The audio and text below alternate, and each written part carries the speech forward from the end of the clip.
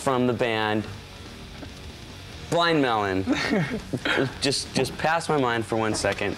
Welcome to the show. You got to understand that this is one of those things that are kind of these weird things, because me and Shannon have known each other for what, hours now. Yeah. And that when you read all these interviews on him and talks about him moving to LA, it doesn't say anywhere who gave him a job when he didn't have any money. Help me catch up for all that lost. And it was me. I gave him a job, and then I read all these interviews and it says, well, when I came to LA, I thanked this person. I'm reading all this Blind Melon, I'm saying, he's going to say something about me and haven't mentioned it yet. So thanks a lot.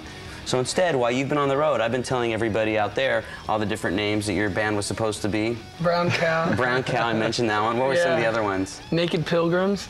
Naked Pilgrims. I don't remember that one, but I remember the Brown Cow. I'm sorry about that. Okay. But I heard you also slammed his receptionist qualities as well. Yeah, I thought I was a great receptionist. Well, now I guess everything's taking off, so you don't have to come back and answer saying Rackman Entertainment or anything like that. Yeah. You know, I figured you were going to hit me up for all those long-distance phone calls that I ran up on your phone. So tell me, we've got the record out. Now, this has taken, it seems like it's taken a while, and right now it's finally getting up there again. Like, you're seeing it on MTV a lot, you're hearing it in the radio. It's getting a second wind. And how long has the album been out? Like 10 months. Yeah, it came out September, last September. And this video that we're about to show on the show in a little bit, No Rain, has been That's the show we opened up the Foundations thing with.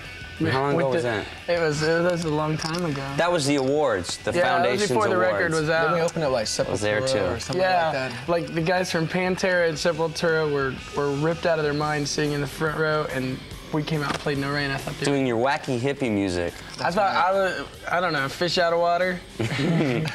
Well, we're going to be playing that video and talking to these crazy, kooky guys when the Headbangers Ball continues, so stay tuned. The thing that we were just talking about is that now that Blind Melon's success is starting to build, that as soon as you guys sell a lot of records, when you get to that million record point, you've sold out. And all the people that used to like you now will all hate you because you're popular. They'll hate us. But I guess think we don't care anymore. Do you care? I do care. I mean, look at me. Is that a face that cares? I care. I don't think so. Anyways, we're about to play the video for No Rain, which is a lovely story about this Bumblebee girl. Tell me the story, you know, Brad. Oh, gee, I get a word in. Wonderful. It's just, I think Samuel Byer, the director, had a concept of kind of taking a fish out of water, and she runs and finds her acceptance, you know. And I feel like that's what a lot of us have done from our respective hometowns and so forth. We ran out to LA and just kind of found each other. But found acceptance? I don't know about that. I mean, I love Shannon, he loves me. But well, let's play the video. The one with the one, and is it the same Bumblebee girl? Is that what it is? Is it a Bumblebee girl? That's Glenn's sister, and she's like 24 years old now. And we found a girl who pretty much resembles her in every manner. And that was her. It's a look-alike, man. That's a great story. We're going to find out more interesting things than even who the Bumblebee girl is. But right now, let's watch a video from these guys. Here's Blind Melon with No Rain. These guys.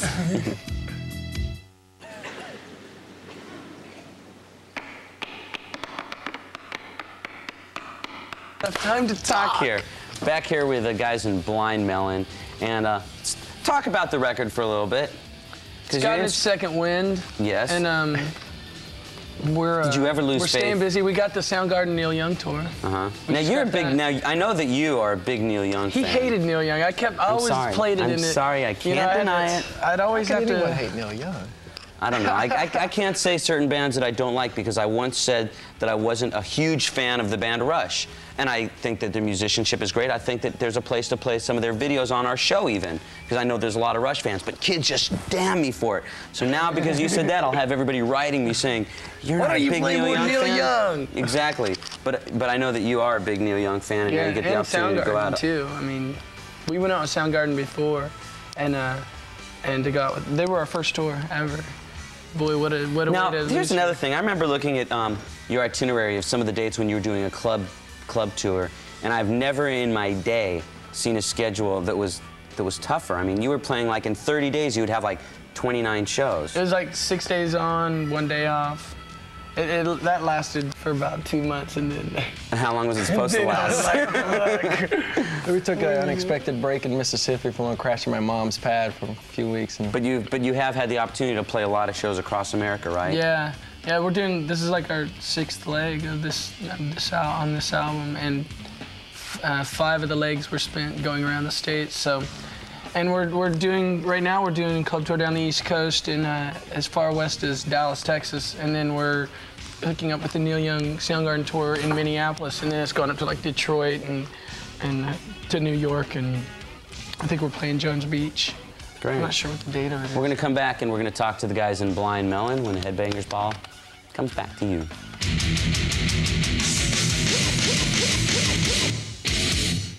Back hanging out with Brad and Shannon from the band Blind Melon.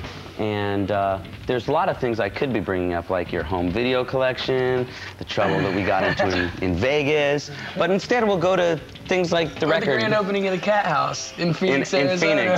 Having this guy driving people around, that was a story that maybe we'll share on a personal level another time. But let's talk about the record, Blind Melon. It's out in your stores now. Song like, well, this I know how this one was written. Tell me what the song Paper Scratcher was written about.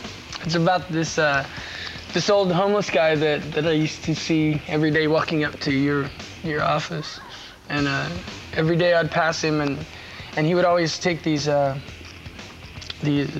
papers and scratch out like faces and the areas of the human body and just throw them down and cuss a few people and walk away.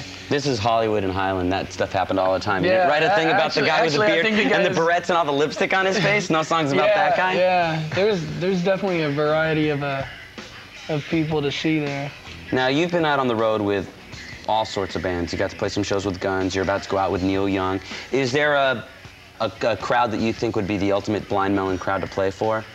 I mean, Neil Young, I imagine, would be pretty ideal for you. The Neil Young thing is a pretty cool thing. I kind of wish we would have gotten the Horde tour as well. You know, that's what we were kind of going for originally. Neil Young just kind of came in and it was like our saving grace, so to speak. You know, he came and rescued us. But we would like to tour the Horde tour as well with Blues Travelers, Widespread Panic, that kind of thing. You know, kind of more of a hippie groove thing. So you guys are hippies, aren't you? Yeah, something like that. Smashing Pumpkins was what Shannon was trying to say. That would be a good tour. Now, I like the Smashing. I know your road schedule has been crazy, and he talked about getting back in the studio and working on a second record. We talked about. I think we're going to go to New Orleans and do the next one. You in New Orleans is a scary thought. I know we can't go there right now, but as soon as some things get resolved, that's where I plan on being. But you know, it's too early now, so everything's getting a second wind, and you know, the touring, everything's, you know, we're getting a lot of support from a lot of places and a lot of people. So, you know, we're gonna get back around, play to them a few more times before we go in.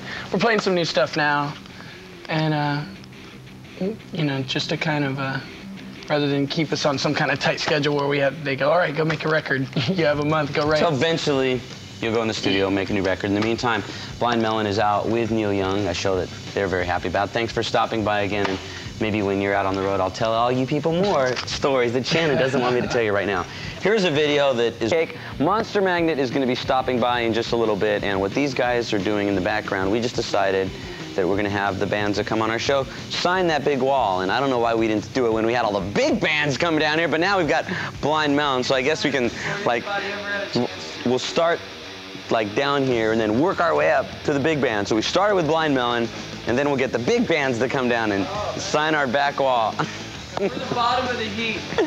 They don't have microphones on, you probably can't hear them, but what they were just saying is, Ricky, you do a great job on the show. Anyway, next